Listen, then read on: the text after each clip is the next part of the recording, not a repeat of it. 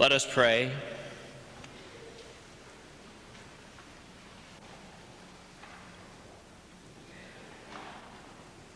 We thank you, Lord our God, with all our hearts, for you have listened to us in our need. In the presence of all your people, we praise you and bow down before you in this holy place. We praise your name for your faithful love and constancy. Your promises surpass even your renown. You heard us on the days when we called upon you, and you gave new strength to our hearts. We give thanks and praise especially for this day, and knowing your faithful love endures forever, we call upon you now to continue to guide our lives, that in all things and in all ways you may be glorified by lives dedicated to you. We ask this through Christ our Lord. Amen.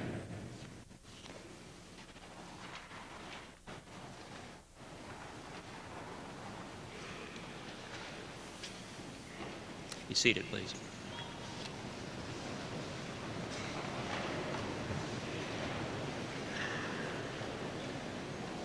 As Chancellor of St. John's University, in the name of the sponsoring Benedictine community, and in the name of the Board of Regents, I herewith call into session this commencement convocation at the conclusion of our 141st year of the conferring of academic degrees granted by the university.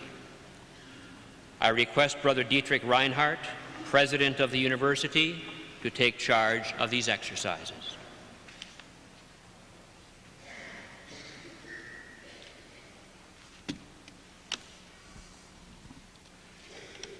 This is a day of glad and joyful celebration.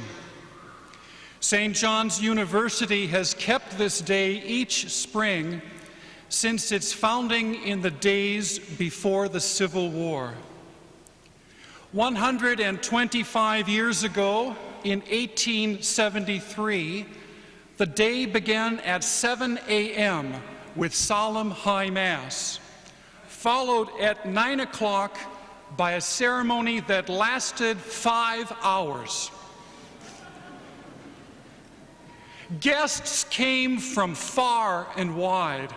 A long stream of carriages and farm wagons moving through the tall, graceful trees. As guests approached, they looked south across the Sagatagan at the newly built Stella Maris Chapel. Father Alexis Hoffman noted that no services were held in that chapel, but nevertheless it lent a soft charm to the landscape as it gleamed from its deep green setting of foliage and was mirrored in the calm waters of the lake.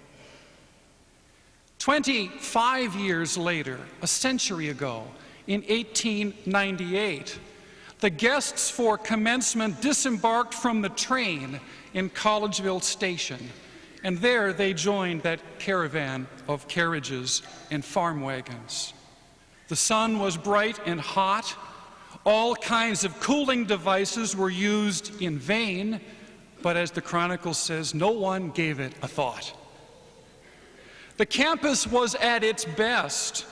The sound of the birch rod was silenced for commencement. The impromptu boxing ring, which had formed that year on the sidewalk outside today's computing center, was no longer in evidence. Boxing outside of the computing center.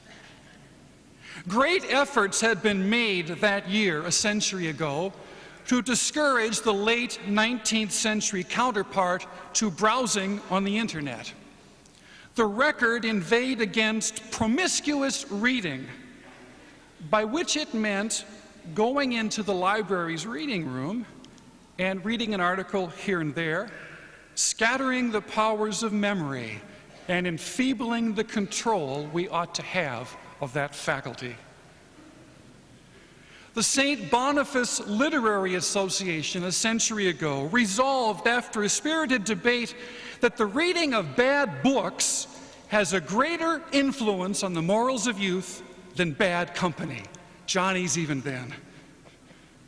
Consistent with that, in fall 1897, the library received a number of plays for male characters only.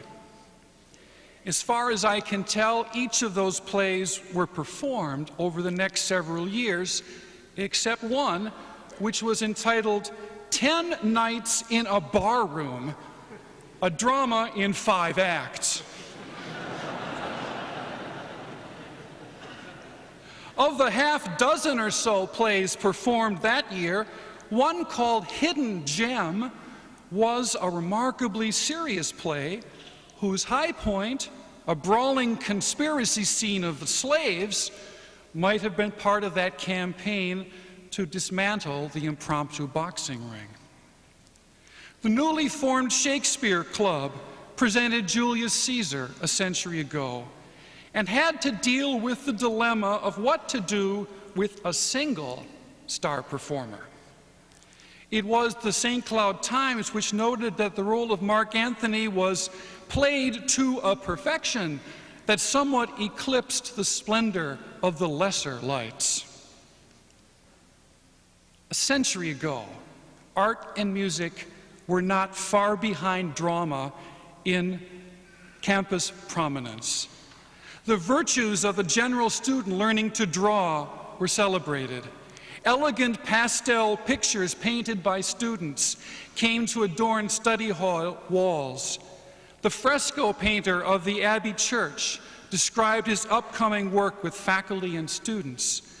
And the campus celebrated the arrival from Europe of 3 new statues, as well as the erection of a new statue of John the Baptist on the pedestal above the main entrance, from which its predecessor had come crashing down during the great tornado of 1894.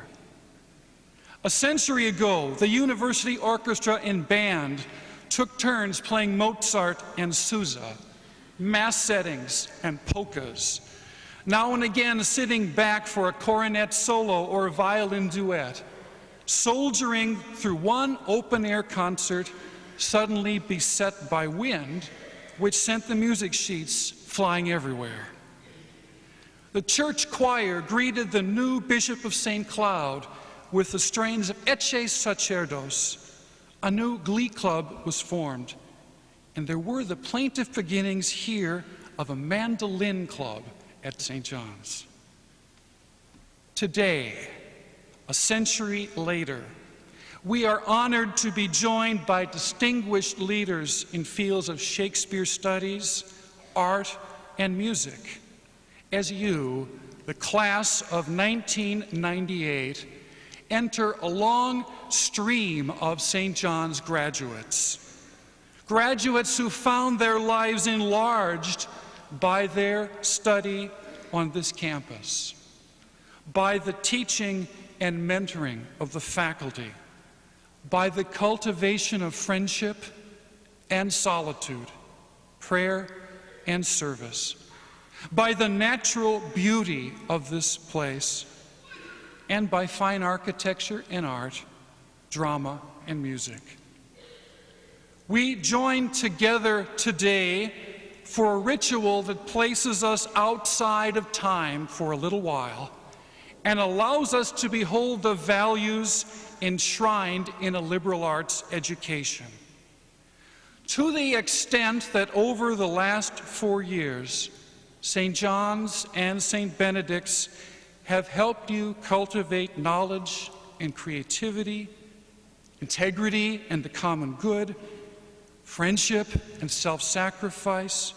To the extent we have helped you do that, we have contributed to remarkable life trajectories, which the people gathered around you all know began decades ago and will stretch beyond the capacity of anyone here present to describe.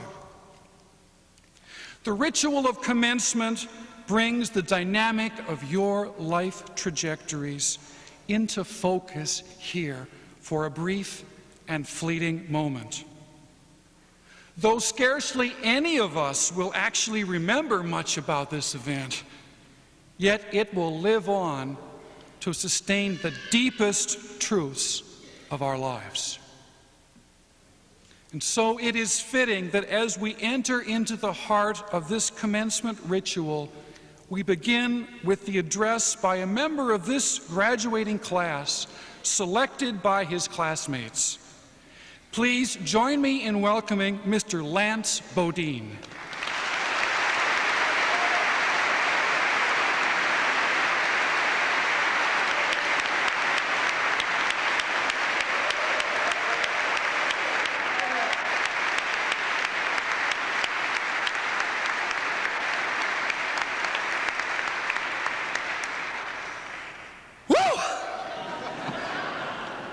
Everyone asks you if you're nervous when you come up here.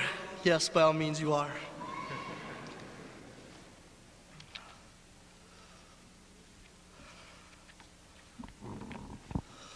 Welcome, platform members, faculty, staff, parents, and families. I would like to especially welcome you, my classmates, friends, and 1998 St. John's graduating class. There is no welcome I can give you, men, than my own boom shakalaka.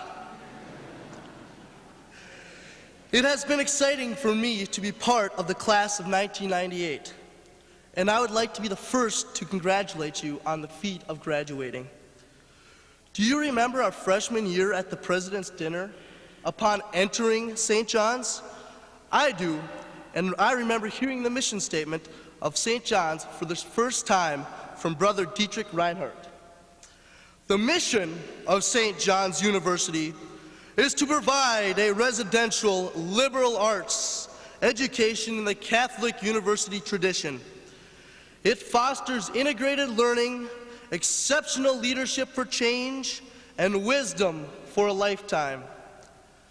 Now, I did not know what all this mumbo-jumbo meant, but I thought, this is the president. He can say whatever he wants, and we will all still clap for him. After 4 years, I can honestly say I now do know what our university's goals are, and I would like to interpret them from my standpoint. The first assertion states, fosters integrated learning. For some of us, we did our learning through the use of Sega hockey, and learned that to be the ultimate Sega player, you had to hold the C button down to get that delayed shot on the goal as you moved across the crease. It works. I've tried it. Some of us have integrated into our long-term memory the different types of labels on certain beverages. On the serious side, the integrated part of learning is well incorporated throughout all our classes as we participated from language classes to science classes. The liberal arts education we have provided with encompasses all areas of academics, so that everyone leaves with a broad base of academic knowledge. For an individual to integrate these subjects, there needs to be a catalyst. The catalyst at St. John's is the staff. We have been blessed with some of the warmest and most giving faculty and administrative staff members in the nation. Their encouragement to be leaders, to take initiative, and to question everything is what makes them the backbone of our education. It is this encouragement that enables us to pursue and excel in all academic areas, and to me, what fosters entitles. I do not know another institution where an advisor will take time out of his or her schedule to go and watch a wrestling meet. My advisor, Betty Wolterman, not only went to my wrestling matches to support me, but she became a groupie of the SJU wrestling team. It is this kind of relationship that can be established at St. John's, but can be found few other places. This kind of dedication to our students makes the faculty an integral part to the success of each and every one of us.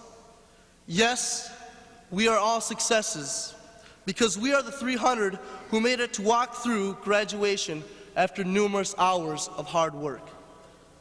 The second assertion, exceptional leadership for change, holds very true as we walk away from this institution and into the world. We are the leaders of the future.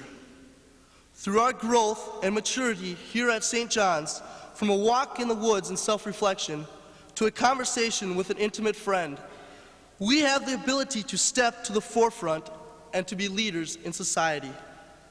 We have been given the tools to attain our future goals, but more importantly, we have learned how to help and encourage others to attain their goals.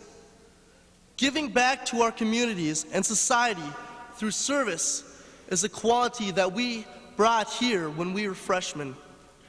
We have strengthened our generosity through our own values that we found on our individual journeys. It is this caliber of people that St. John's produces time and again that makes this place prestigious and stand above other higher learning institutions. The third assertion, wisdom for a lifetime. Did we gain it last Friday night? Or this Friday night? It seems like a phrase that should be used for the respected elder generations. After all, it appears sometimes that we cannot remember what we did in class from the week before. Wisdom is not simply knowledge about classwork, it is knowledge about life.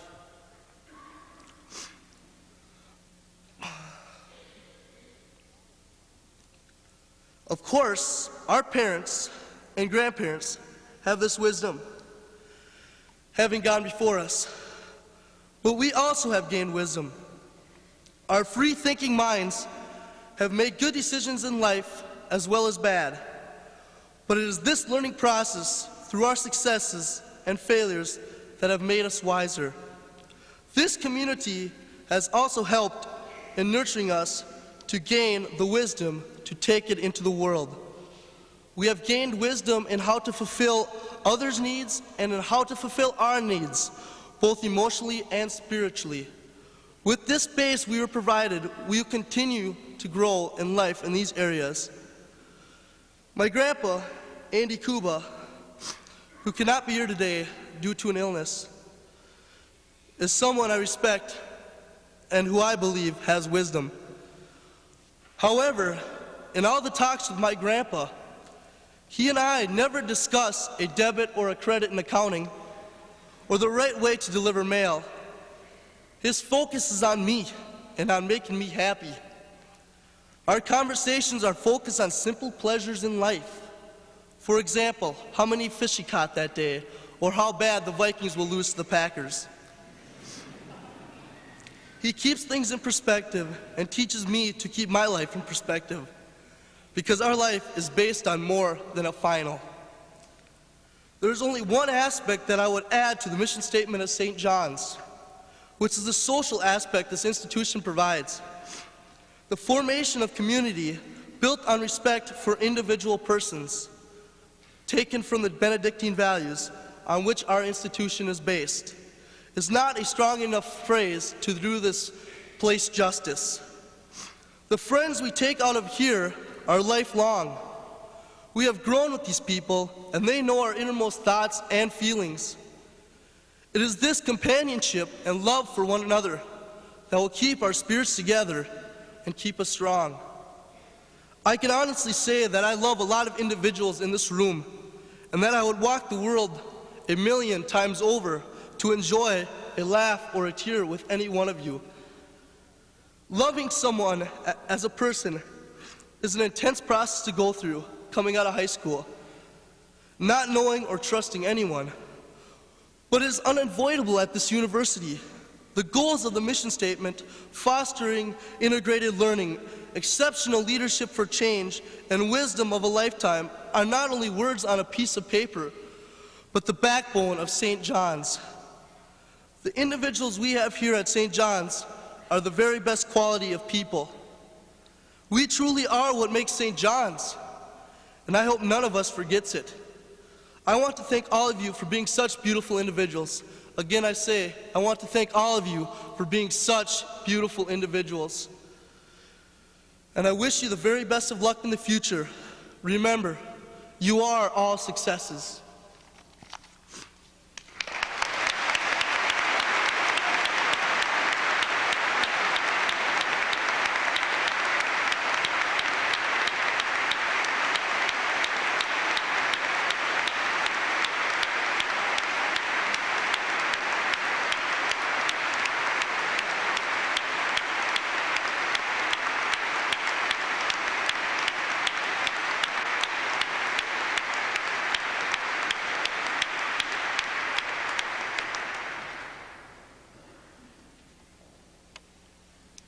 Barbara, would you please stand? To teach or not to teach? To dean or not to dean? To edit or not to edit? For you, these have been life-shaping questions. You have placed your life work into your understanding of the liberal arts as a deep and perplexing journey of the Spirit, a maze of learning, if you will, through which one must wend, like Daedalus. As a teacher, you insisted that students be discriminating readers of complex texts.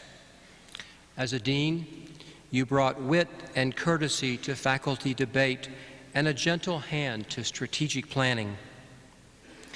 It is, however, as a master mistress of the Shakespearean text that you have organized, even conjured, the energy of yourself to what is to be your life work, the editing with Paul Werstein of the entire corpus of Shakespeare's plays and poetry.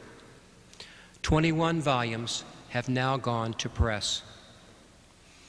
The new Folger Library Shakespeare stands as a triumph of astute and careful scholarship. Each volume offers the serious undergraduate, as well as the literary scholar, lucid explication of your editorial choices and an even-handed explanation of warring critical perspectives. Students in today's commencement class have read your Shakespeare ragged, finding your voice behind and within the notes, always illuminative. We honor you, the first woman to edit the complete works of Shakespeare, and the integrity of your editorial hand. During your tenure as chair of the Folger Institute and as senior editor of the Shakespeare Quarterly, you brought the concerns of both teacher and scholar to the Shakespearean critical conversation. You brought balance and sanity to the cultural studies, performance theory, new historicist, psychoanalytic, interpretive debates. The achievement itself is Herculean. Your life, however, is more than the sum of tasks belonging to the Shakespearean scholar. Your commitment to things contemplative, a part of your life shared with the community of Christians at Apple Farm, your role as editor of Helen Luke's personal papers and journals, and your faithfulness in the face of many odds to the mothering of your children, Bill and Beth. These many roles lived in balance make you a woman emblematic of the wholeness for which we all strive. For bringing to Shakespeare the eye of the careful editor, the insight of the astute scholar, and the full heart of a life lived in contemplation, we honor you and confer upon you Barbara Adams Mowat, the Doctor of Humane Letters, honoris causa, on this, the 24th day of May, 1998.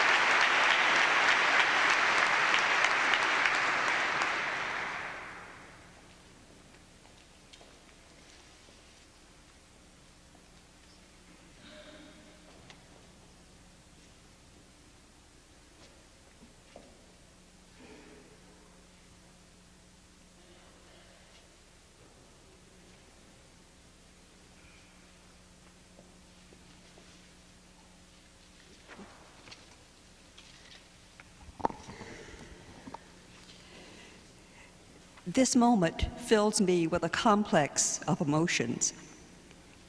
In response to the honor given me, I feel immense gratitude. And borrowing some words from Shakespeare, I can no other answer make but thanks and ever thanks. They tell me that from this day on, I am a St. John's alum. This delights me, but it also fills me with envy for those of you who after today will be real alums, who have had the blessing of spending years in this place, in the company of good friends, surrounded by professors and others whose job it has been to pay attention to you, to be proud of you, to encourage your growth. Life will never be quite like this again. So on your behalf, I feel nostalgia and a touch of grief.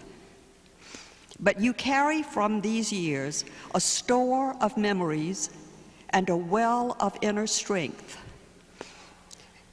As Shakespeare put it, an inner academe, still and contemplative in living art.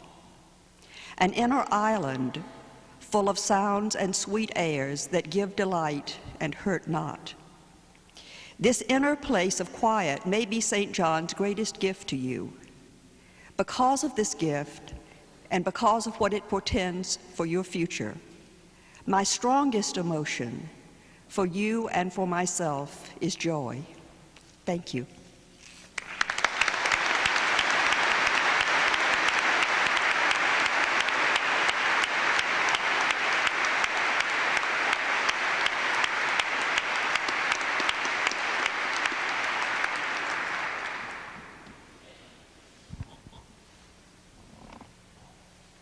Evan, will you please stand?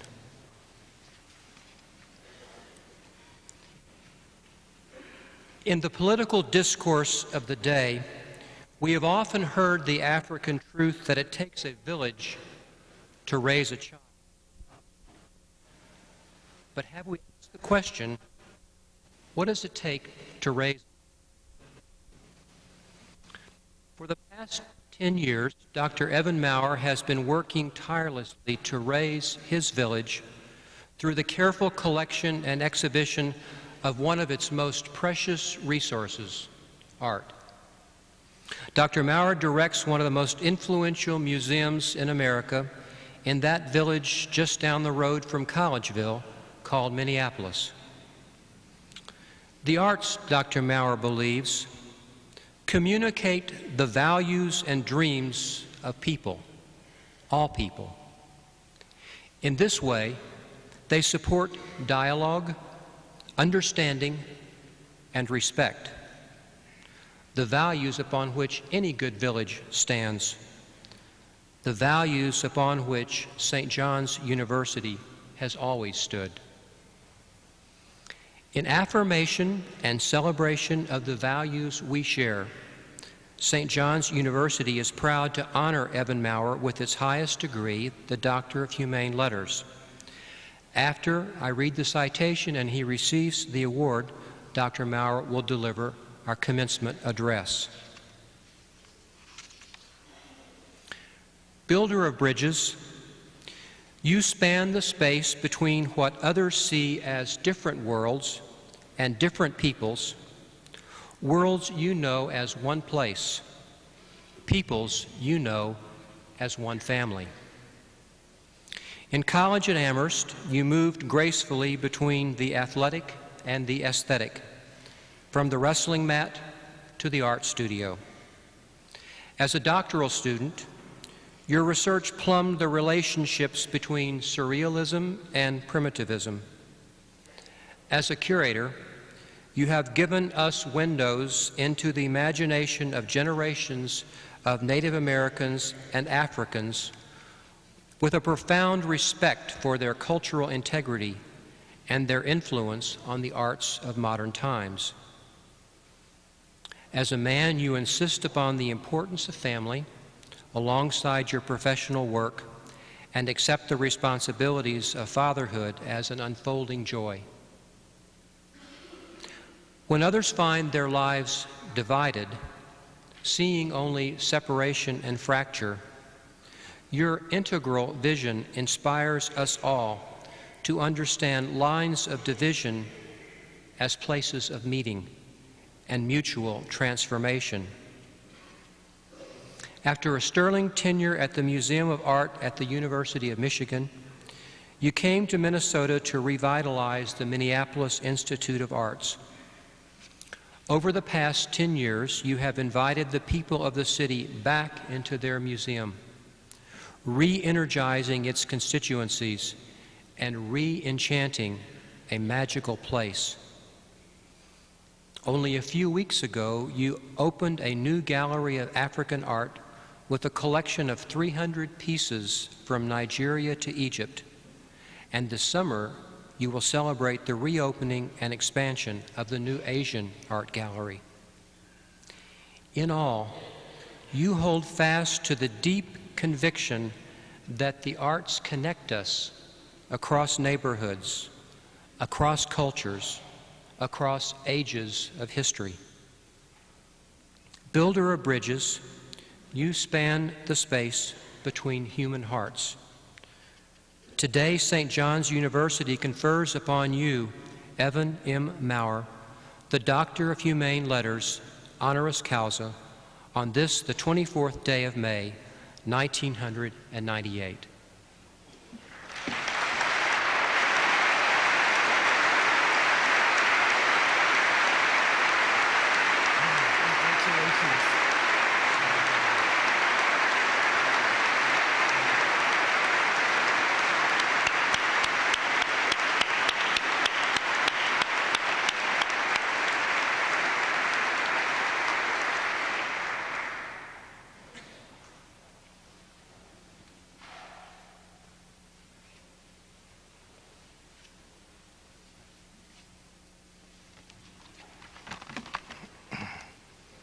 I'm like Lance, I too am nervous. Unlike Lance, I never got to the Nationals. I made it to New England, but never to the Nationals. Thank you very much, Dr. Hendley, Brother Dietrich, Abbot Timothy, faculty, students, and friends of St. John's. I am indeed deeply grateful for your kind words and the recognition of this degree. St. John's is a great institutional community, and I am honored to be associated with you. Last weekend, my family and I attended our elder son's college graduation, and I am still very conscious of the powerful emotion of this day for students, families, faculty, and staff. This is a special time to celebrate, but also a time to reflect on what it took for all of you to be here. It is also a time to acknowledge the importance of the role played by the parents, the families, and the teachers of our graduates. Their love, support, and teaching has been an essential part of your success. So would you all please join me in giving our heartiest congratulations to the families, the parents, and the members of the great St. John's class of 1998. Come on, you guys.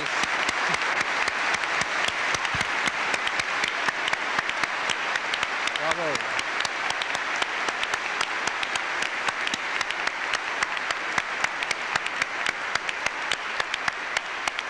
Thank you.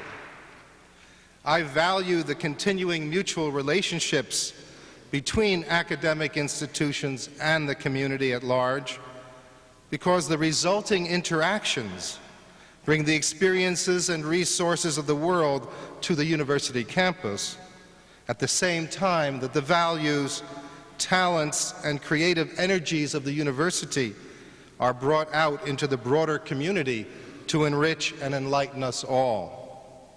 The Minneapolis Institute of Arts and St. John's have worked together on several projects these past 10 years, including notably the loans of works of art from our collection by the great 20th century Austrian expressionist artist Oskar Kokoschka. They were made to the special exhibition St. John's organized to celebrate the Alice R. Rogers and Dayton Hudson Galleries that opened in your new art center in 1990. Kokoschka himself had traveled here to Minnesota in the 1950s and left a vibrant legacy of paintings that epitomized the international connections of our state, its institutions, and your university. In 1996, the Institute of Arts and St. John's collaborated in the celebration of the great Japanese-style three-chamber climbing kiln built here under the direction of ceramic artist Richard Bresnahan, who appropriately named the kiln the Joanna in honor of his mentor, Sister Joanna Becker, of the art department here at St. Benedict. The Institute's exhibition, First Fire, presented the highlights from the kiln's inaugural firing, and the quality, beauty, and variety of those ceramics were a tribute to the potter's creative genius and a testament to St. John's continuing commitment to the arts as a vital element of our lives. A film that documented the saga of the building of the kiln and the pottery program here at St. John's and St. Benedict's is an award-winning effort that will continue to tell this great story for years to come. I look forward to many other opportunities for our institutions and their people to work together for creative partnerships in service to others. We have come together in this most beautiful sanctuary to participate in an important event charged with emotions as we remember the past and look forward to the future. As an art historian concerned with the social and cultural contexts of works of art, I've learned how important religious and social ritual has always been to the lives of people around the world. The graduation ceremony is one of a small set of broadly celebrated rituals that mark the milestones of life and growth that include baptism, bris, confirmation, bar and bat mitzvah, graduation, marriage, special anniversaries, and funerals. These traditions and those like them from other faiths and cultures survive and are still honored in our rapidly changing contemporary world because they serve a vital human need for symbols that help structure our social values and our worldviews. These events, like your graduation today, are a fundamental means of giving order and importance to the major stages of our lives through the passage of time. As we are all players in this ritual ceremony, let us take a moment to consider its origins and meanings, because certainly American academia is one of the few places in the world still where the term graduate is used as a verb based on a medieval Latin root word that referred to a step. As early as 1588 in England, to graduate meant to take the step to a new level and to be admitted to a university degree. Since the early 12th century in England, France, and Italy, these ceremonies were important rites of passage that marked the transition from student to a trained master. The beginnings of this tradition can be found in the medieval European system of trade guilds, which established standards of quality and workmanship and controlled the training of new artists and the contractual relationships between guild members and their clients. But certainly the most obvious symbols of our venerable institutions of higher learning and of academia in general are these costumes that we, both students and faculty, wear this afternoon. These special garments mark the dignity and importance of the graduation and are rare in contemporary America, where the social value of formal dress has declined significantly in just the past 2 generations. Our gowns, hoods, and caps have their origin in 12th century Europe, when many townspeople wore clothes of this style as their everyday garb. By the late 15th century, the fashion had changed, and only judges, church and state officials, and academics wore this style of costume as a sign of their profession and of their rank. This European tradition of ceremonial dress continues today in the robes worn by judges, priests, rabbis, and others like the members of your monastic community, and by academics such as us on formal occasions. At English universities like Oxford and Cambridge, academic gowns are still worn by students and faculty on a daily basis as a quite normal part of their daily dress, and actually they wouldn't be welcomed in class without one. In our academic costumes, the cut and decoration of the robe, and especially its sleeves, and the color of the hood are regulated by tradition to differentiate the bachelor's, master's, and doctoral degrees, specific fields of study, and the individual college or university. As we recognize these traditions, meanings, and values associated with a social symbol like academic dress, we can see another example of the importance of symbol and metaphor in our lives. And certainly of all human endeavors, the arts are a primary carrier of symbolic meaning. Literature, poetry, music, song, dance, theater, film, painting, drawing, sculpture, ceramics, textiles are amongst the most important forms of human expression, because certainly it is through the arts that women and men of all ages and world cultures express their religious values, their histories, their dreams, their fears, and their aspirations. To even begin to get to know a people, we must study their artistic legacy, because in it is encoded their most basic and vital worldly and spiritual values. Given the importance placed on spiritual values here at St. John's and St. Benedict's, we should take special note of the vital role of the arts in all world religions. The arts are certainly also fundamental to the Judeo-Christian traditions. Song, music, dance, and poetry are mentioned many places in the Hebrew Bible, and the acknowledgement of the divine inspiration of artists can be found in the book of Exodus. And in chapter 31 of that book is part of a detailed description of the Holy Tabernacle, the Ark of the Covenant that held the tablets of the Ten Commandments, and all the furniture, tools, hangings, and priestly garments that were then made under God's direction.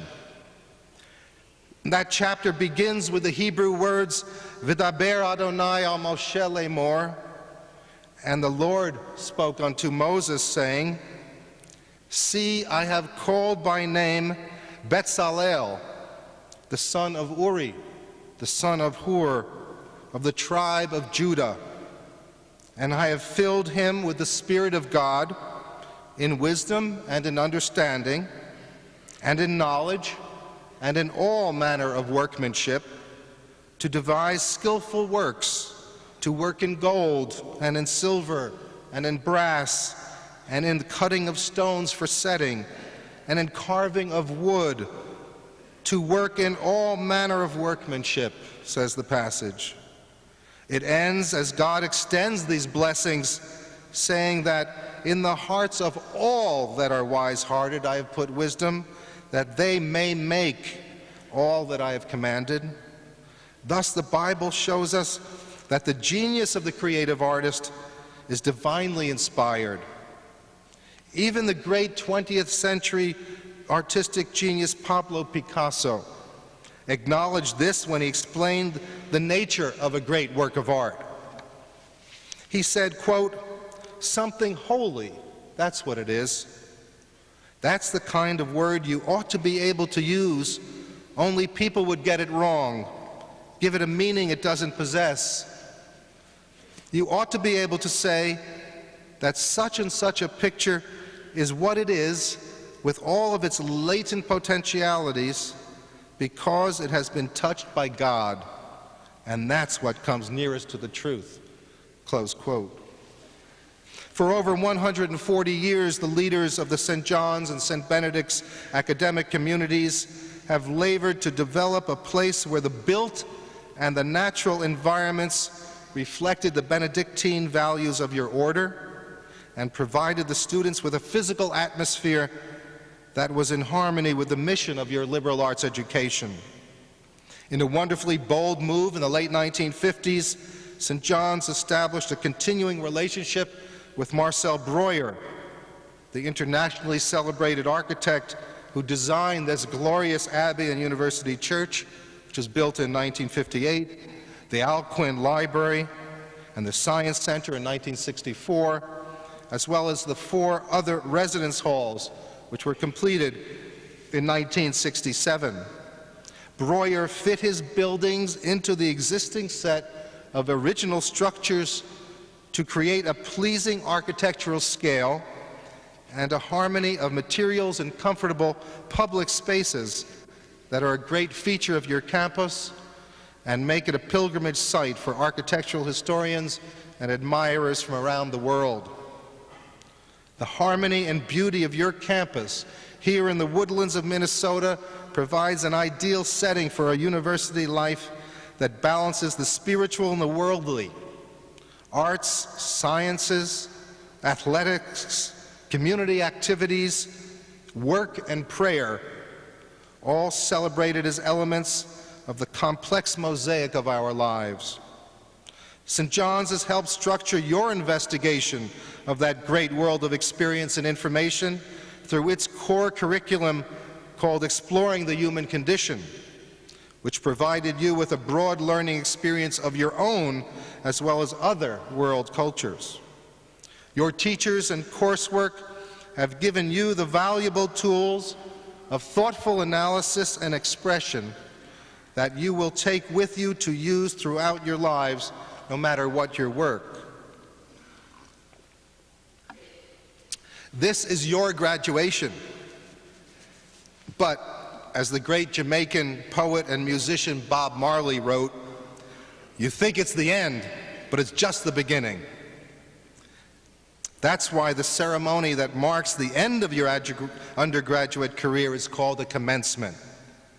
This is the first day of your new life, and your experiences here at St. John's will serve you well on your path into the future. When I returned to Minnesota in 1988,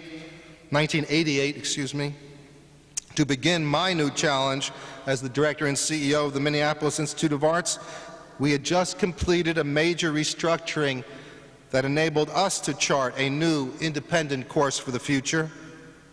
My first challenge from our Board of Trustees was to present a vision for what our museum could aspire to be and to create a mission to give direction to our goals and an effective plan to achieve them. The vision was developed from my long prior experience with the art collections in the community and my desire to create the most visitor-effective art museum in the country, where our great collections of world art would be presented in architecturally supportive spaces, accompanied by varied educational information systems produced for the broad range of almost 400,000 individuals a year who visit our museum free of charge. As we work to achieve our goals, we envisioned many elements of the program, from capital campaigns, followed by building and renovation programs that would increase our galleries by 68%, giving us almost 8 acres of art exhibition space when we open this September. After much deliberation, we realized that we needed a concise statement of our fundamental goals and values to help us as we moved our personal and institutional energies and resources towards the achievement of our vision.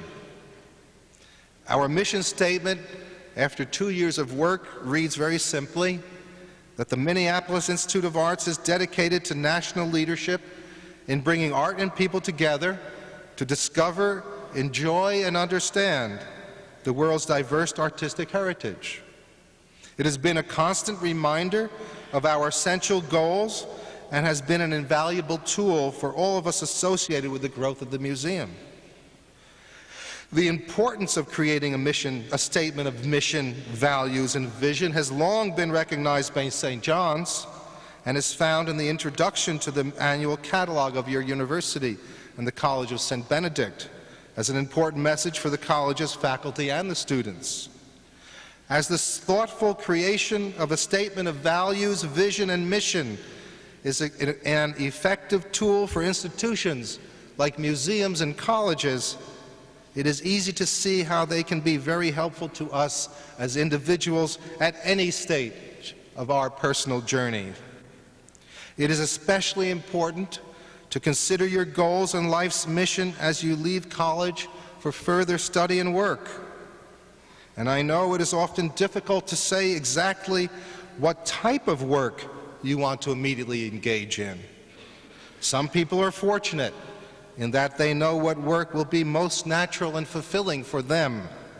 But for many of us, the vision of the ideal future vocation is not yet in focus. In that case, we must try to express the essence of what is really important to us as whole human beings. For example, your values and your mission might be to act in your life so that your vocation allows you to use your skills and energies in service to others. At this moment in your lives, you might not know in what way you will achieve that goal. What will your work be? But you will have a set of values that will be your benchmarks for planning and decisions as you go forward. As we move on through this graduation ceremony that marks your achievements and your experiences here as members of the St. John's St. Benedict's community, you will cheer and celebrate with your friends and family. You'll take photos of the grads in their caps and gowns, and in time, this will be followed by the pangs of leaving old friends and familiar places that are indelibly etched into your hearts and minds.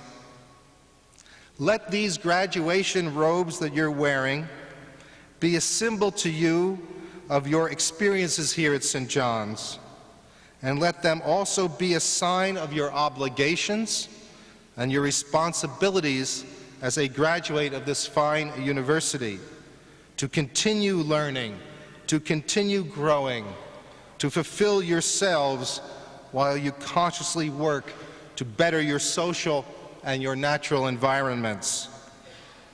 After the last of the photos are taken, you'll remove your robes and go on to your well-earned celebrations. But let those photos, or that tassel from your cap, or your memory of this special day be a reminder for you always of the invisible robe of human responsibility that we all wear and which cannot be removed. Your years here at St. John's have taught you that lesson, and I hope you take it into the world and into your lives every day. In closing, I want to offer my warmest congratulations to you and your parents and your families and to this great university. I wish you all the blessings of personal fulfillment and Godspeed in the pursuit of your work and of your dreams. Thank you very much.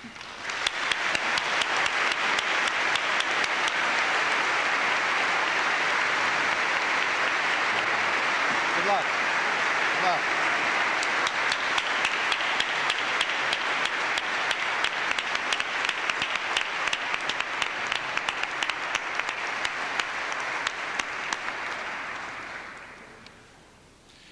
There are many distinguished guests here present. I would like to welcome the Honorable Colin Peterson, United States Representative from the 7th District in Minnesota, who is with us for this occasion. Thank you for joining us, Congressman.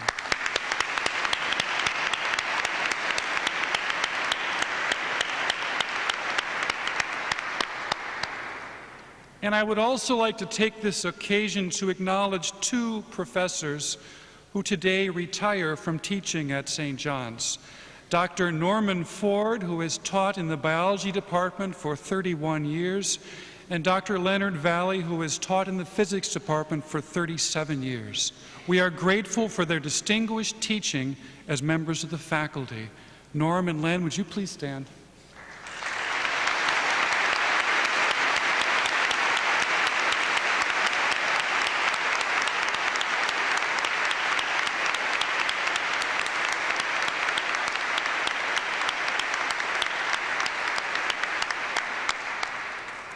And now for the conferral of degrees.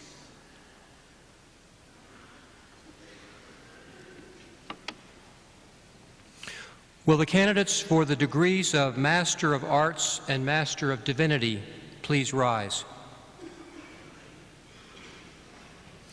Brother Dietrich, I present the candidates for the degrees of Master of Arts and Master of Divinity, which have been approved by the faculty of the university.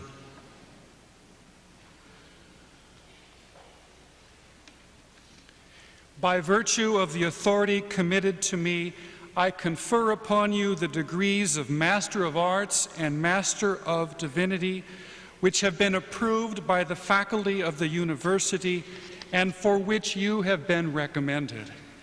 Father Dale Launderville, Dean of the School of Theology, please have the candidates come forward.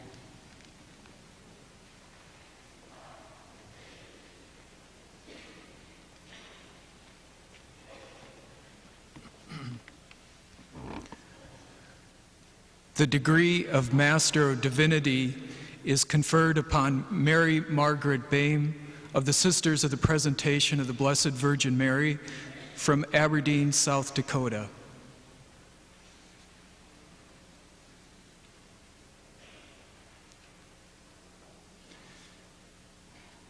The Master of Divinity degree is conferred upon James Ernest Kilzer of the Order of St. Benedict from Richardton, North Dakota.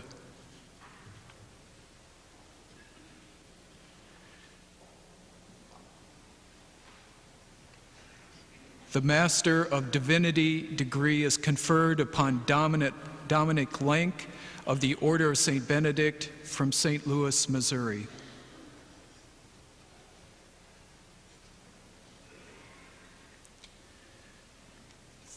The degree of Master of Divinity is conferred upon Dottie Moss of the Sisters of St. Joseph of Carondelet from Concordia, Kansas.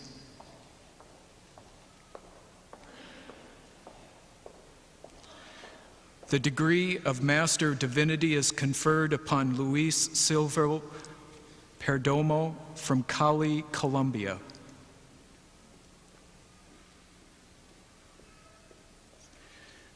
The degree of Master of Divinity and the degree of Master of Arts in Theology with a concentration in Systematics is conferred upon Chad Quaintance from Minneapolis, Minnesota. The degree of Master of Arts in Pastoral Ministry is conferred upon Penny E. Bingham of the Order of St. Benedict from Yankton, South Dakota. The degree of Master of Arts in Liturgical Music is conferred upon Megan P. Conway from South Bend, Indiana.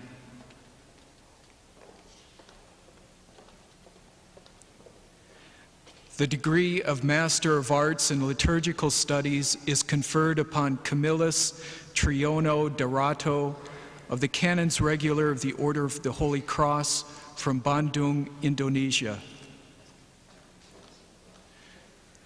The degree of Master of Arts of Theology with a concentration in liturgy is conferred upon Diane Jane Draxler from Elk River, Minnesota. The degree of Master of Arts in Theology with a concentration in monastic studies is conferred upon Daniel Kevin Gullo from Madison, Wisconsin. The degree of Master of Arts in Theology with a concentration in monastic studies is conferred upon Karen Hayter of the Order of St. Benedict from Richardton, North Dakota. The degree of Master of Arts in Theology with a concentration in monastic studies is conferred upon Jennifer Mechtild Horner of the Order of St. Benedict from Cottonwood, Idaho. The degree of Master of Arts in Theology with a concentration in liturgy is conferred upon Carolyn Gardner Hunt from Plano, Texas.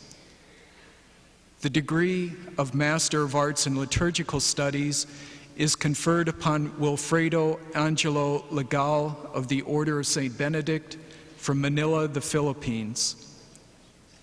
The degree of Master of Arts in Liturgical Studies is conferred upon Andrew Mackenzie from Glasgow, Scotland. The degree of Master of Arts in Theology with a concentration in Scripture is conferred upon Mark A. Nussberger from St. Joseph, Minnesota. The degree of Master of Arts in Theology with a concentration in monastic studies is conferred upon John Bede Pauley of the Order of St. Benedict from Austin, Texas. The degree of Master of Arts in Theology with a concentration in systematics is conferred upon Brian Duane Robinette from Anderson, Indiana. The degree of Master of Arts in Theology with a concentration in liturgy is conferred upon Elaine Schroeder of the Order of St. Benedict from St. Joseph, Minnesota. The degree of Master of Arts in Theology with a concentration in church history is conferred upon Tamara Lynn Stasek from Madison, Wisconsin. The degree of Master of Arts in Theology with a concentration in church history is conferred upon Thomas DeBott Vaughn from Duluth, Minnesota. The degree of Master of Arts in Liturgical Studies is conferred upon Jean A. Weber of the Order of St. Benedict from Yankton, South Dakota. The degree of Master of Arts in Liturgical Studies is conferred upon Anthony Shun Yao from Beijing, China.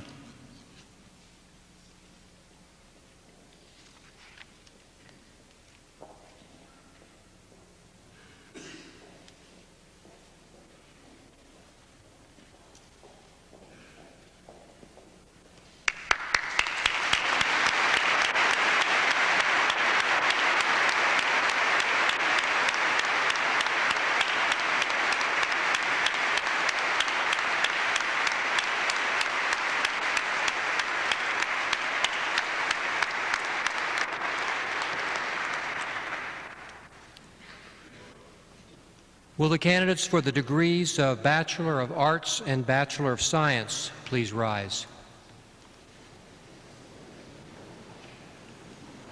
Brother Dietrich, I present the candidates for the degrees of Bachelor of Arts and Bachelor of Science who have been approved by the faculty of the University and the College of St. Benedict.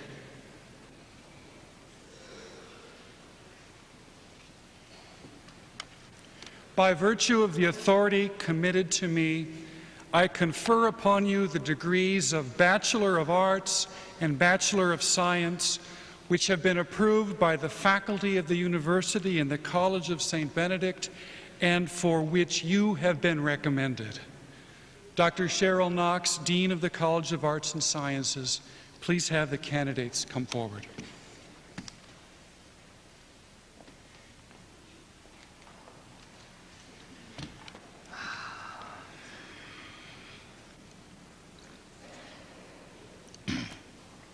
I ask that you hold your applause until all the diplomas are awarded.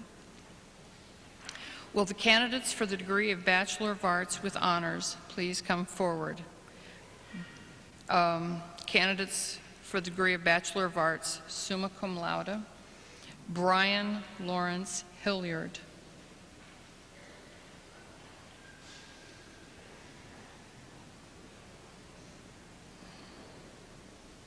Anthony Fane Pavelka.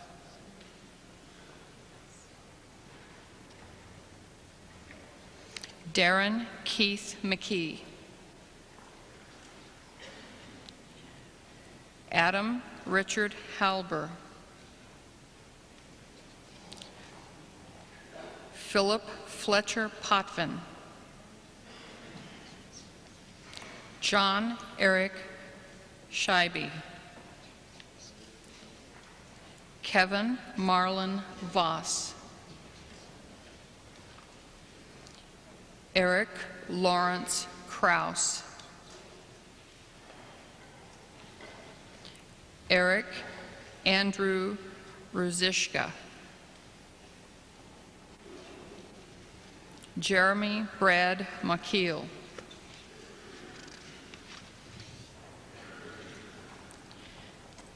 Candidates for the degree of Bachelor of Arts, magna cum laude: Michael Allen Schwartz,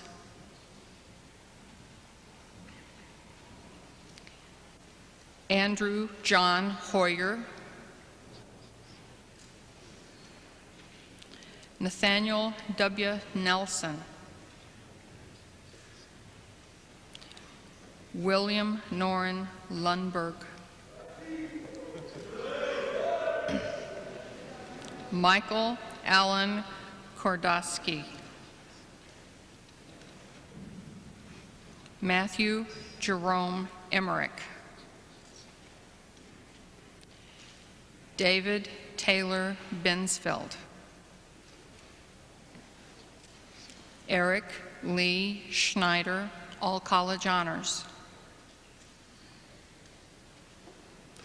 Christian John Brzezinski, Matthew John Maurer, all college honors, distinction in math, Josh Michael Pouliot,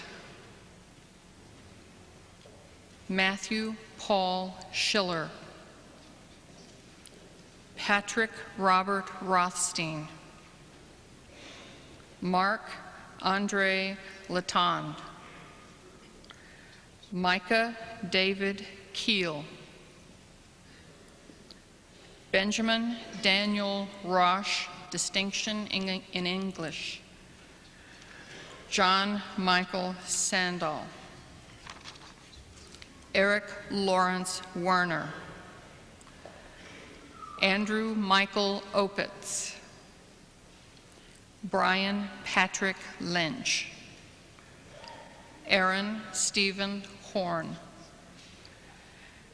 Timothy Merle Gallant, all college honors, distinction in art. Candidates for the degree of Bachelor of Arts, cum laude: Nathaniel Thomas Schuta, all college honors, distinction in computer science. Pericles Peter Regas, Jonathan Cooper Poland, Brian Lee Knutson, Jacob A. Scott, Benjamin Dwayne Gottfried, Timothy Paul Lornzer, Michael Harry Collins, Matthew Wayne Weber, Thomas James Rieger, Alexander Langer Rylance, Don Jody New, Philip Joseph Engen, Charles Casper Zumbush, Anthony Michael Kinsley,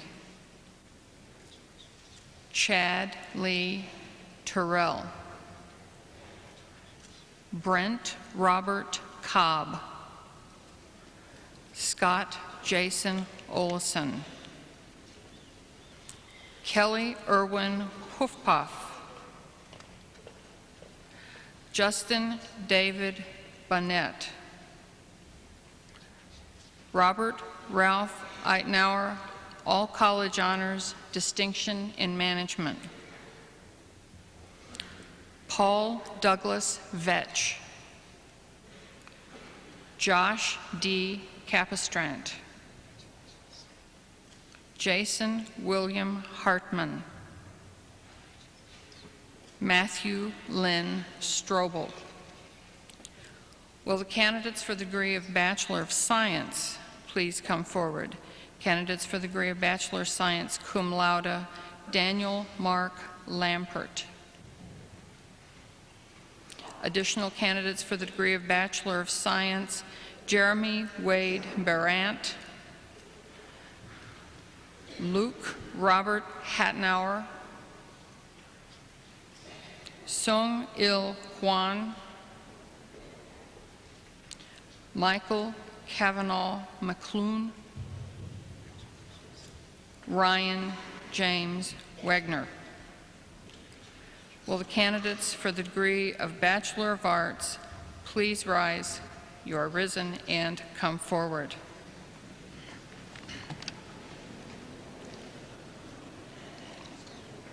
John Walter Fenger, Dean Francis Kubitschek, David John Whitaker,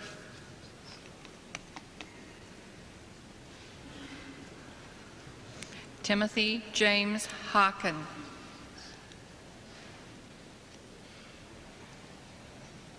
Christopher Michael Vance, Richard Michael Belfie,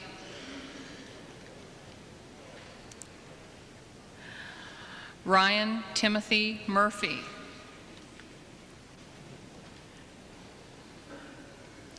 Jacob Matthew Tomzik,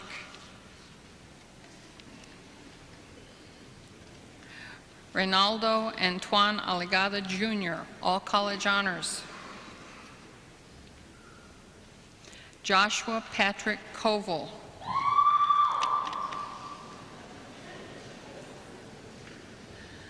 Benjamin Peter Piney,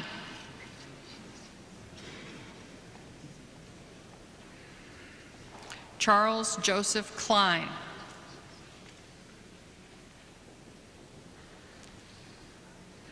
Kyle Patrick Nolan,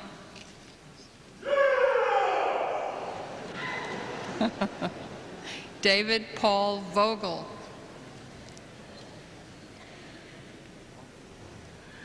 John Patrick Curtis,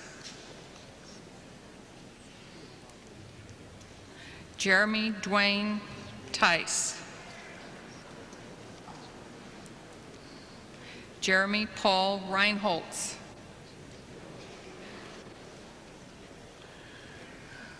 Mark Lauren Kath,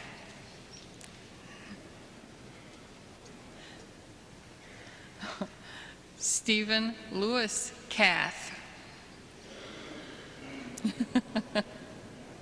Very good. John Carl Kath. One more. Paul Joseph Kath.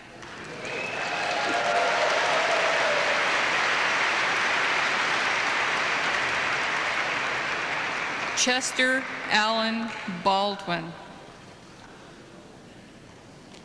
James Statler Hamilton. J. Wilfred Krieger. John Charles Wiesinger. Daniel Patrick Stefaniak. James Wayne Schneider. Todd Anthony Kuznick. Dominic Paul Mazurik. Anthony Michael Fiola. Matthew Jacob Bricks. Peter John McGinty. Christopher Eugene Osland. Daniel Einar Jerseth. Brian Gary Petrick. Mark James Bombach.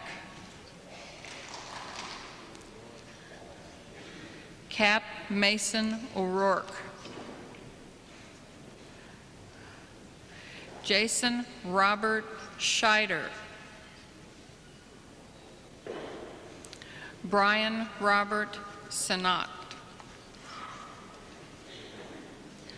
John David Grappoli.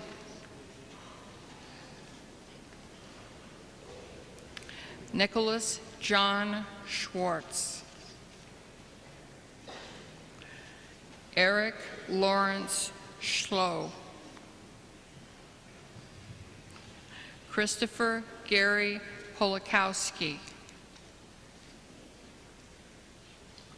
Nathaniel Edward Bork. Sean Andrew H. Bumgardner.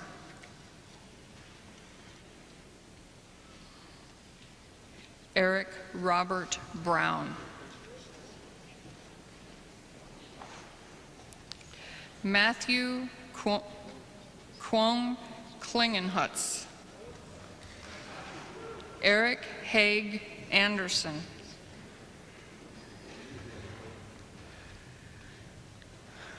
Ronald Lee Ortloff. Charles Nicholas Lentz. Ryan Michael Perry.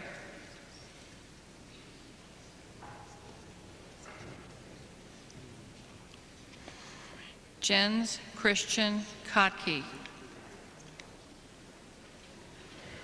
Daniel Patrick Aberg. Christopher Howard Churchill. Don C.H. Kautzman. Andrew Ryan Kopacek.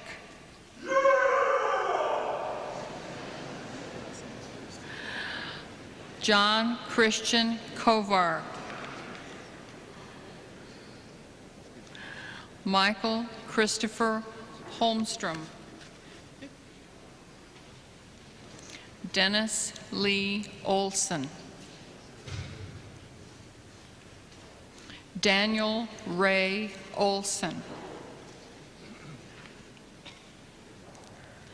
Brandon Miles Schneider.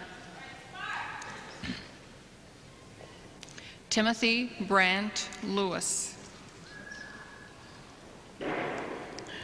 Nicholas Anthony Lavrine. Blair Carl Carlson. Daniel Patrick Bassett. Joseph Charles Pilon. Daniel Andrew Escobar. Jacob James Nelson. Andrew Thomas Haig. Vin T. Ho. Darren Dominic Woolridge. Jeffrey Allen Chenas. Jeffrey Andrew Panic.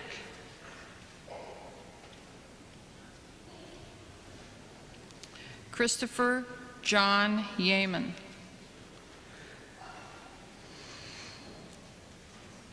Matthew Edward Zins. Christopher Francis Voller. Todd Allen Rohrer. Wallace Lawrence Fritz. Christopher Mark Jerdee. Aaron Joseph Hushagen. Stephen Anthony Heidemann. Timothy Joseph Hurley.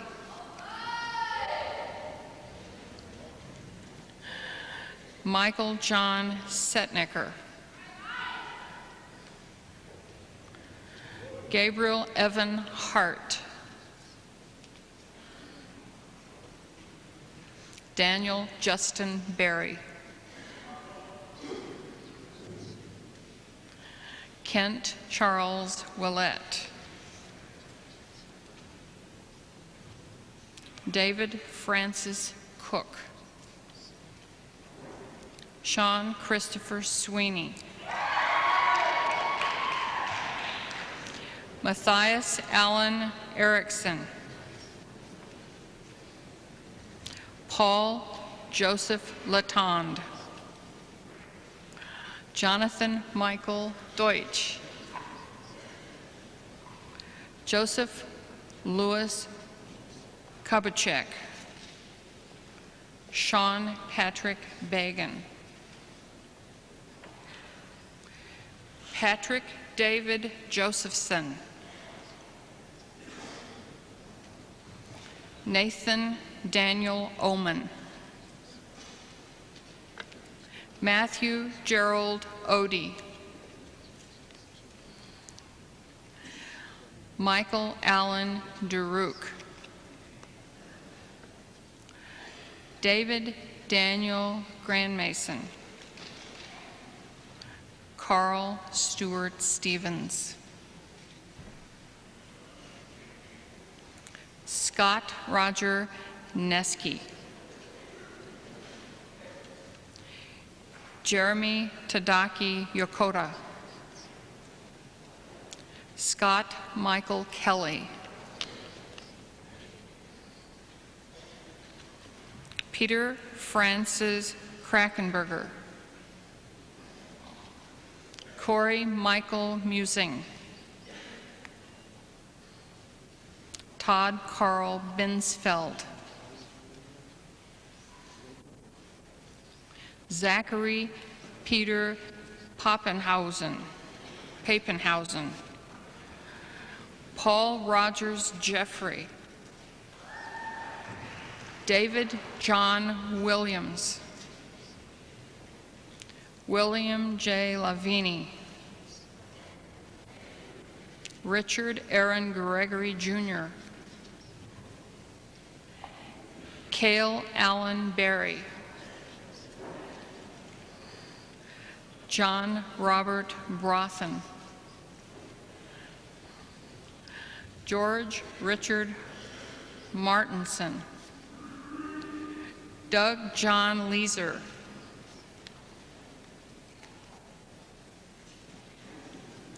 Adam Christian Page. Paul James Iote. Jason Arthur Gunnelson. Eric James Volton. Mario Yurkovich. Stephen Francis Rooney. Harvey Chase Jewett. Brent Daniel Balloon. Brian Matthew Gilbert. Adam David Crandall. John Patrick Kaufman. Craig Walter Mackey. Christopher Francis Cronin. Ryan David Spencer. David Kelly Radabaugh. Nicholas Paul Lapetsky. Brian Donald Van Galder. Matthew Philip Kostolnik, Stephen Joseph Tollefson, Eric John Stahlberger,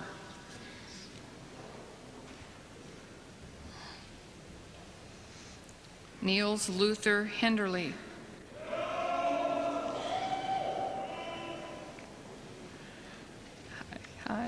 Noah Kernis Whiteman, Departmental Distinction in Biology. Travis Trent Sagadol.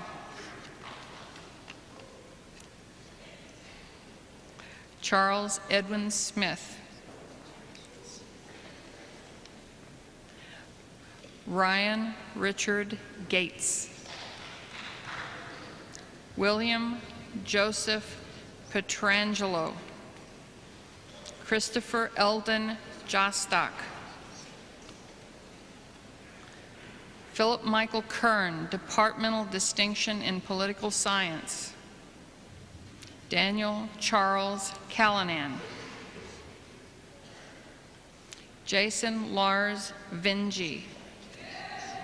Hi. Anthony John Baumert, Departmental Distinction in Biology. Joseph Owen Craig. Andrew John Hennis. Ryan Bradley Schreier. Ryan Karth Kompeline. Justin Thomas Bickler. John Henry Ram.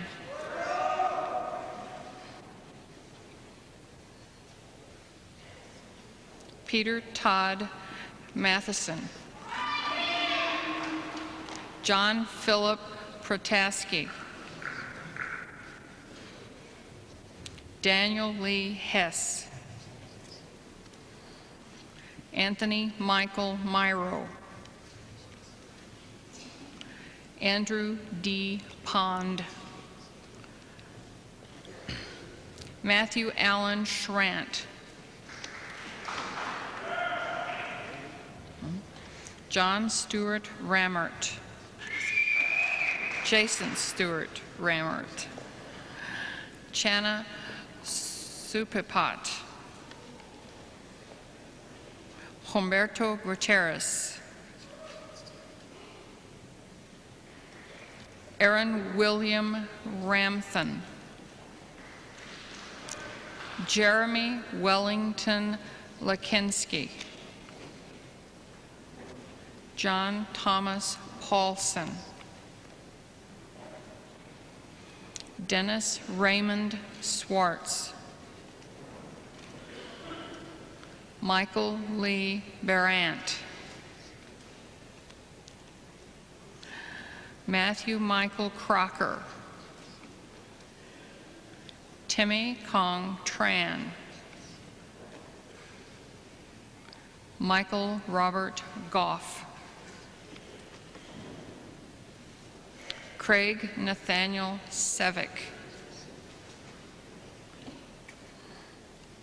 Michael Allen Ryan.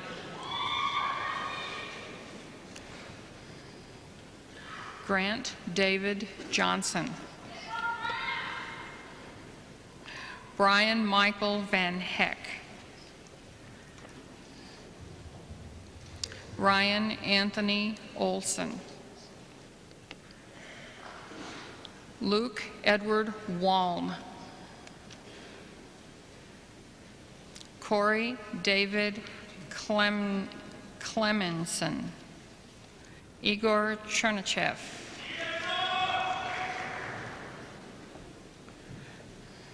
Matthew Charles Lewis. Brian Gerald Boylan. Jason Leo Blaszek. Lance Allen Bodine. Andrew Paul Lean. Eric Ryan Finstad. Newton Edwin Davis. Michael James Keller. Mark Patrick Kirschner. Christopher Allen Molitor. Jeremy Ray Boyk. John Gale Cummings. James Patrick Makepeace. William Walter Arend.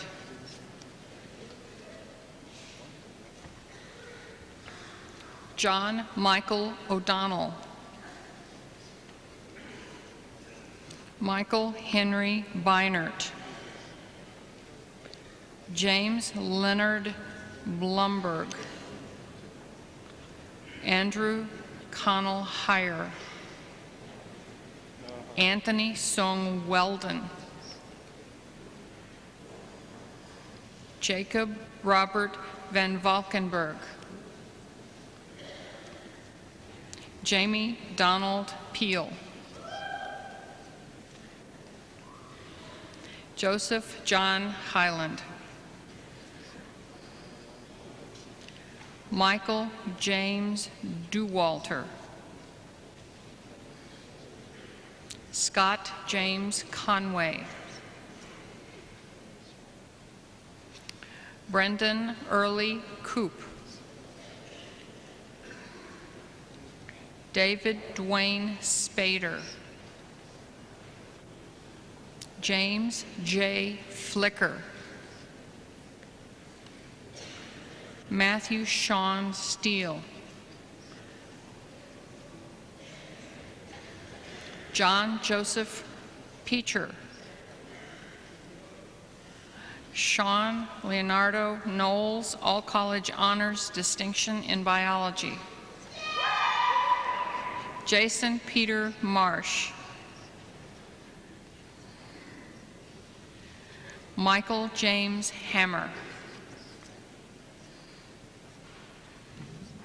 Sean Lee Cadlick. Stephen Allen Hines. Jason Daniel Scramstead.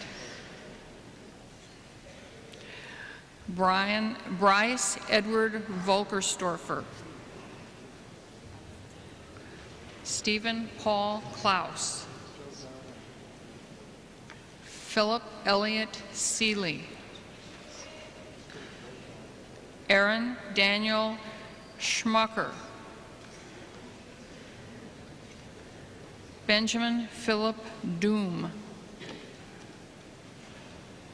Kevin James Apoff. Peter Charles Wiley. Tyler R. Burkwall. Trig T. Sarsland. Jason David Schwartz. Daniel Joseph Smoot. Nicholas Andrew Kuhlenkamp.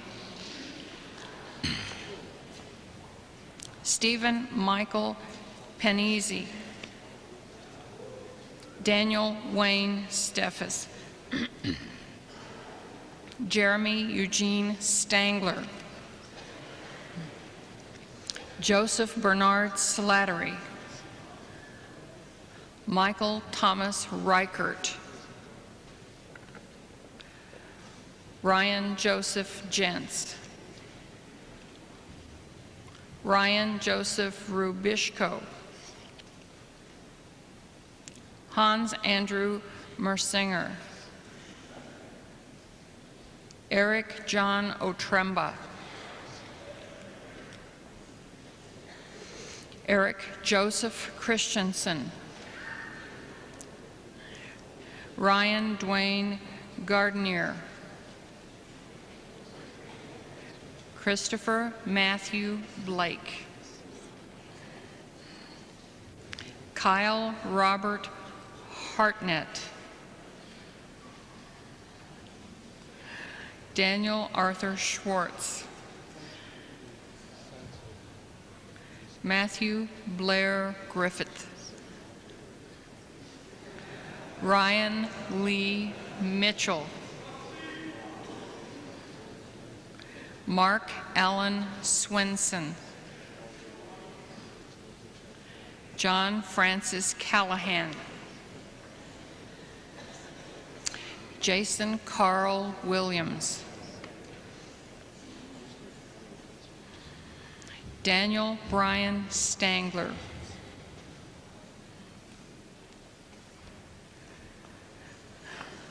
Eric Charles Fowler. Matthew Jerome Freegard.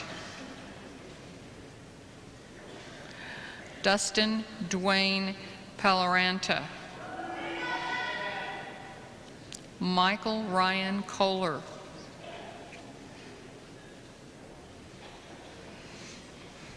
Adam Joseph Walsh. Martin E. Berry.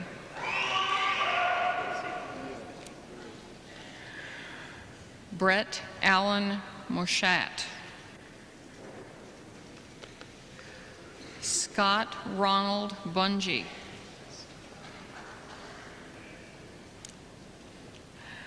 Christopher Lee Govern. Ryan Patrick Munnins. Patrick Henry Marushan. Adam Christopher Vincent. Brandy Michael Lamb.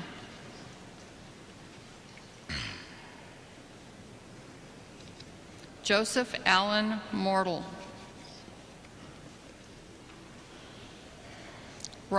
Donald John Belfie. Alex Daniel Bell. Christopher Francis Stanley.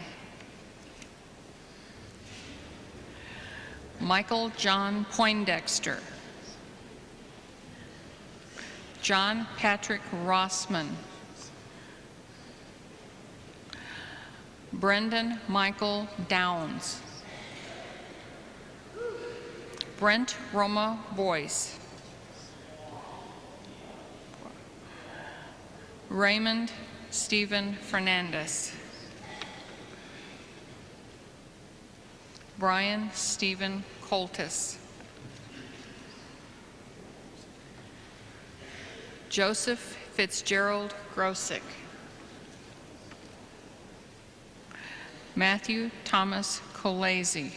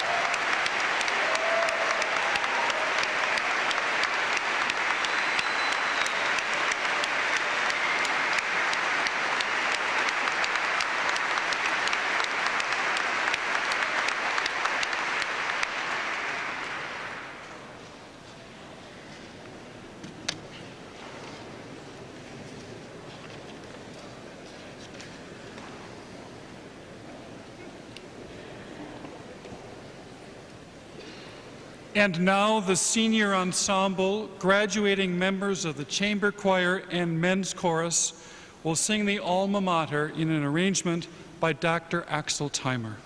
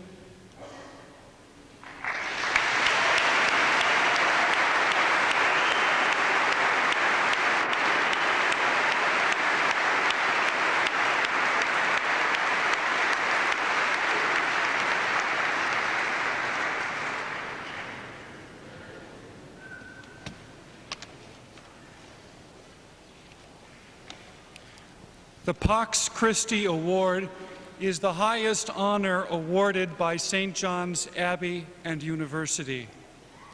It is given to individuals who have distinguished themselves by living lives that exemplify the ideals of St. Benedict. The Latin words Pax Christi mean peace of Christ. We recognize in Richard Prull a vastly talented musician who has dedicated his life to the song of renewal in the Christian Church. We rejoice in the gifts of the Holy Spirit, which he has shared among so many communions and communities of God's people. The gifts which he has given us to nurture our experience of Christ's love and peace.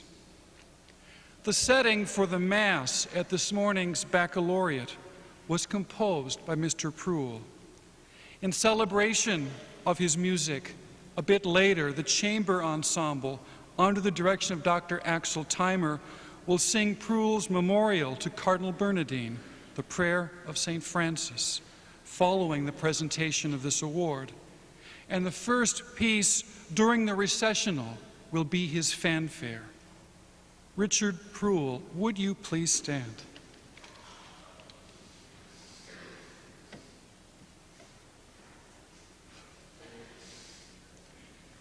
You have long tuned your ear to the hymn of God's creation. Hymns offered up in thanksgiving for life and all that is good. In humble response, you have released your song into the spaces of Christian worship, shepherding our prayers back to the Creator's throne. You have dedicated your life to filling God's church with the sounds of glory. A native of St. Paul, you stopped at St. John's for Gregorian chant study on your way to the Royal School of Church Music in England. After 10 years at St. Thomas Church in Seattle, you served for 14 years as the organist and music director at the Cathedral of the Holy Name in Chicago, bringing innovating concert series and 2 new organs into that great space. You eagerly accepted the challenges and changes in the Catholic liturgy after the Second Vatican Council and offered the people of God a canticum novum, a new song, a song of reverence, a song of renewal. The breadth of your gifts and range of your love has allowed you to move freely between the Roman Catholic and Protestant traditions, earning you international recognition as a voice of ecumenical witness.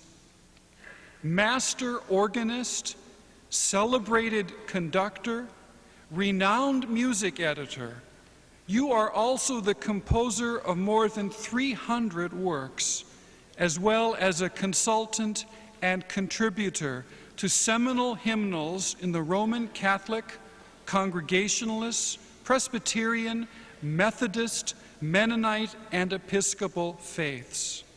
For your work, the Church stands more beautifully before God. The music you have given us will outlast all of us gathered here, outlast this building, and endure wherever Christians gather in God's name. You are the instrument through which Christ's people sing praise and celebrate their bond with heaven. Today we join a congregation of angels as we present to you Richard T. Prull, the Pax Christi Award, on this, the 24th day of May, in the year of our Lord, 1997.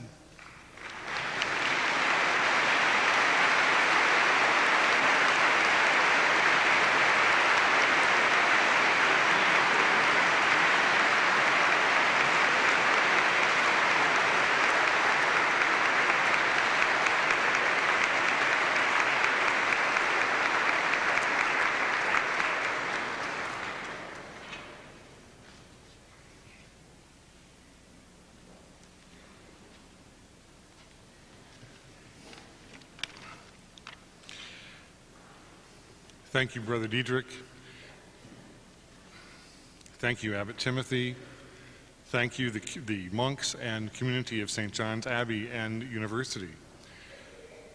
It is a great honor to have this opportunity to express my gratitude for the presentation of this very distinguished Pax Christi Award. This has double significance for me since, as you have just heard, 2 years ago in 1996, my friend and pastor Joseph Cardinal Bernardin stood in this great Abbey church to receive this same honor. In those sweet months before his death, the Cardinal became a pastor to the entire country, and the example and impact of his life continues to stir all of our hearts. My association with this place began, as you heard, when I came here as a mere high school student to study Gregorian chant with the great Benedictine Dame de Roquette. Then, in the early 60s, I often brought my choir boys from St. Paul to sing here with the monastic schola so wonderfully trained by Father Gerard Farrell. Then, over the past 2 years, it has been my pleasure and honor to summer teach, if you will, for the School of Theology in cooperation with Dr. Kasling and Father Anthony Ruff. The Lord has been generous in blessing me with many talents, with a supporting, loving family, affirming friends and patrons, and the opportunity to plumb the depths of a genuine vocation in enriching the sacred liturgy. As we seek to build the sort of musician the Church needs in the future, will need in future generations, no more prophetic words could be proclaimed than those of the great Eric Routley, that apostle of congregational song, who also had an association with this place. He said, whether it is poetry or painting or architecture or dance or music, art in the Church's hands must always be prophecy. He went on to say that perhaps the future of the Church's communication with the world lies in the prophecy and priesthood of musicians who handle mysteries and make them friendly, who speak the unspeakable in a language which uses no words. In every place where the gospel is being preached, this secret is waiting for its revelation. Lastly, and to bring things full circle, Dr. Timer and his ensemble will shortly sing for us a work commissioned by the Archdiocese of Chicago for the first anniversary of Cardinal Bernardin's death. This will be only its second hearing this afternoon. The prayer of St. Francis was his favorite prayer. He prayed it, he preached it, he pastored with it, he lived it. To create yet another setting of such a familiar, beloved text was indeed a daunting challenge. You will hear certain phrases in Italian, a gesture to the origins of both Francis and of Joseph. And these are usually in this setting vocalized by solo tenor, hovering above the chorus as the voice of the saint as poet. A litany on the repeated word morendo, morendo, near the end of the piece culminates in pace, pace. Again, I thank you for this very distinguished award, in the hope that the Lord will continue to abundantly bless us all, especially you new graduates, in every way. And my hope is that Joseph will rest in peace and joy as he continues to pray for us all at the throne of grace. Thank you.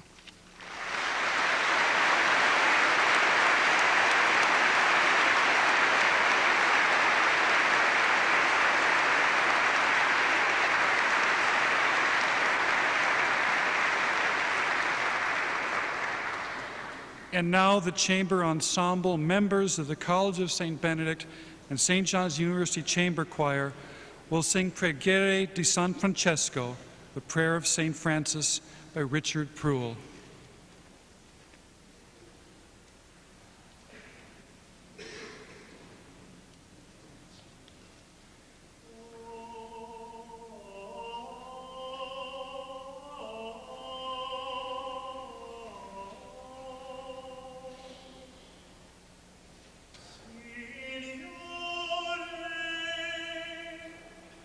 Signore,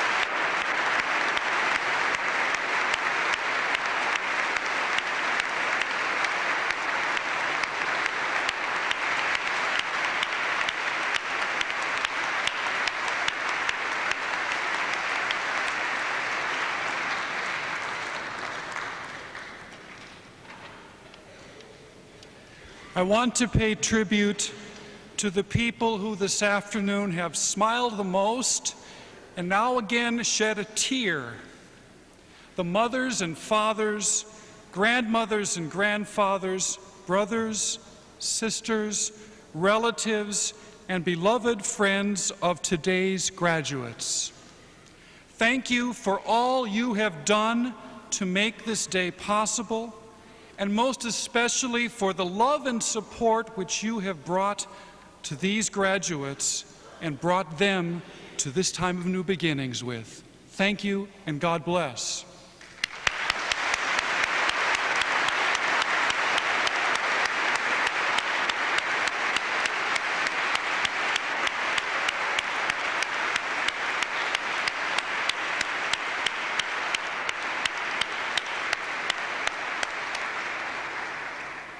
And you know, I think we set a St. John's record today. Could the 4 graduates with roses please stand up?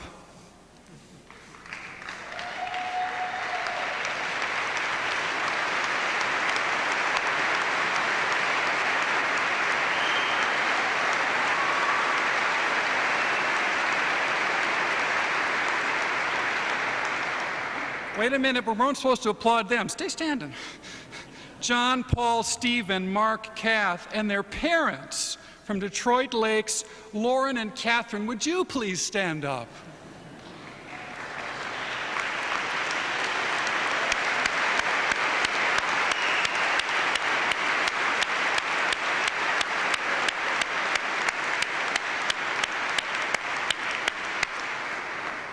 Four brothers. Congratulations. We're all brothers here. I want to thank in particular those sitting in the choir stalls behind this podium, the faculty and staff of St. John's University and their colleagues from the College of St. Benedict. Together they have labored with keen mind and passions forged over a lifetime to provide the high-quality education we celebrate today. On behalf of everyone here assembled, I wish to thank you, faculty members and members of the staff of our 2 colleges, for your dedicated teaching, your mentoring, and your care of these graduates.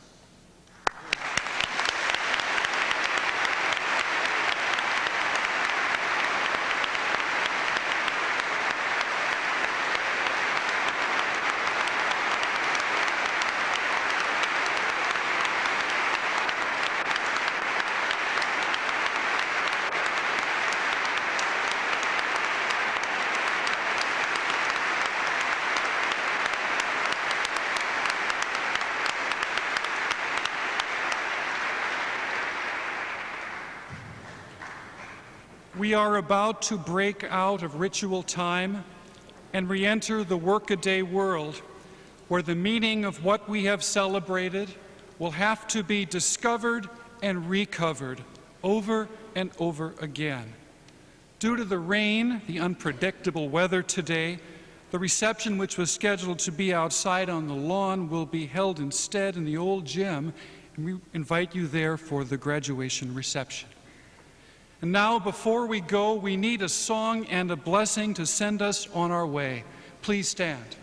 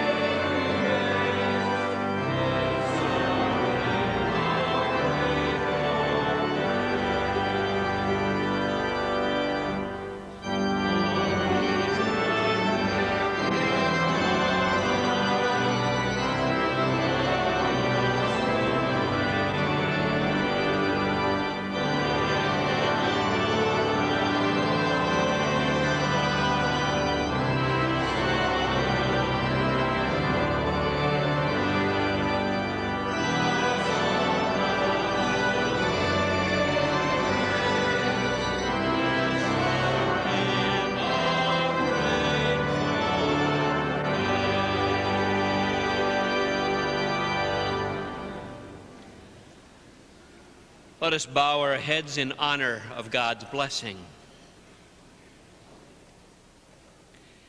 May God show kindness and bless us, and may God's face shine upon us.